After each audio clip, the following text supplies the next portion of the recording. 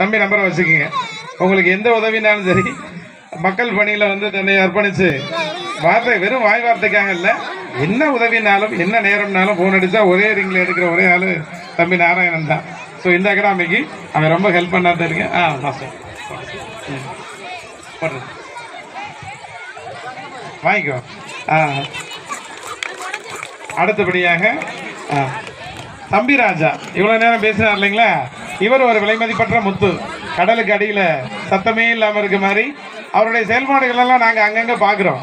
அமைதியாக இருக்குது, ஆர்ப்பாட்டம் இல்லாமல் ஏழை மாணவர்களுக்கு, ஏழை முதியோர்களுக்கு, படிக்கிற பசங்களுக்கு எந்தெந்த விதத்துலலாம் செய்ய முடியுமோ.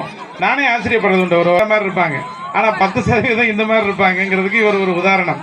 செலவழிச்சுக்கிட்டே இருக்கார், கொடுத்துக்கிட்டே இருக்கார், எங்கே பார்த்தாலும் இருக்கார். தமிழர் ஜிம்ல ஃபங்க்ஷனில் பார்த்தா இருக்காரு, அங்கே இருக்காரு. நிறைய செய்திகள் கேள்விப்படும் போது ரொம்ப பெருமையாக இருக்குது. எங்களுக்கெல்லாம் ஒரு முன்னோடியாகவே இருக்கார். தம்பிராஜா அவர்களை கௌரவிப்பதில் பெற்றோர்களின் சார்பாக பெருமகிழ்வு கொள்கிறோம்.